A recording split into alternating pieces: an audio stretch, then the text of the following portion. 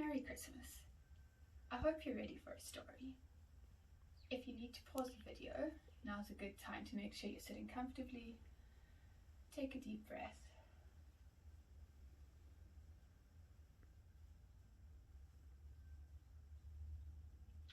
I wonder if you've ever had a bad day, or maybe a bad week, or even a bad year.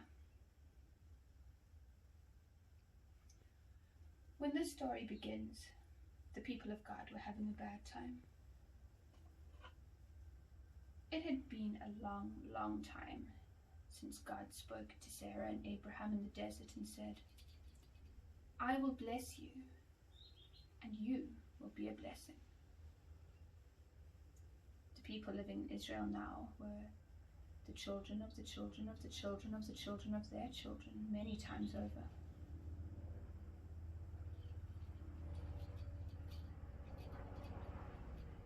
The people still had the 10 best ways to live that God had given to Moses on the stone tablets.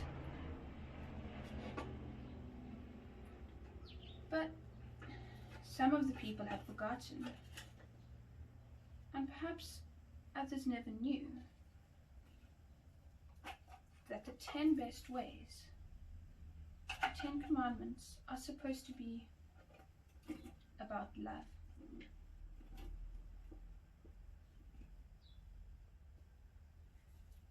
And then, about a generation ago, the Roman army had come marching into Israel. And now the Roman emperor had decreed that everyone must travel back to their hometowns to be counted so that he could take their money as tax.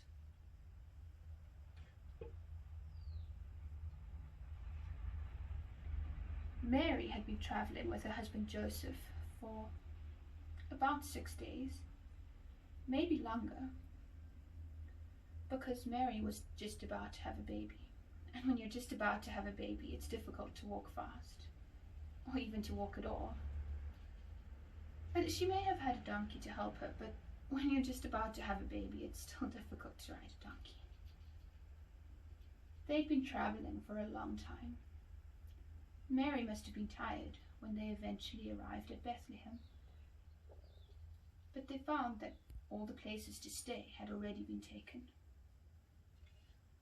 Eventually, they found a spot to rest in a shed with the cows.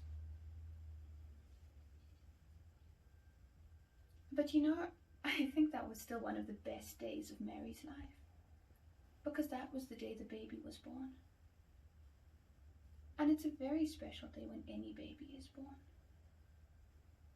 But this baby, as Mary held this baby in her arms, she knew that she was holding God with us. In her language, that's Emmanuel. And as Mary held tiny God with us in her arms, the sky outside Bethlehem lit up with a light like nothing on earth. It was almost as if the tiny, wordless baby was saying,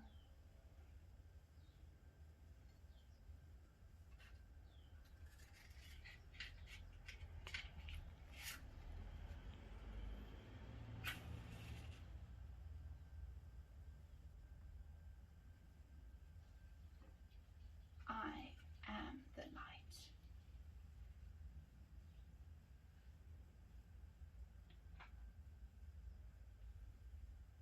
Many strange and wonderful things happened after that.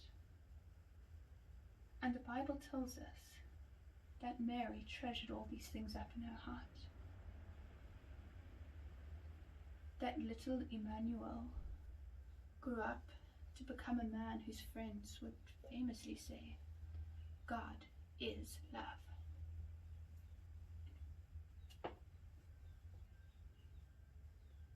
And who invites all of us to join that old family who God promised, "I will bless you, and you will be a blessing.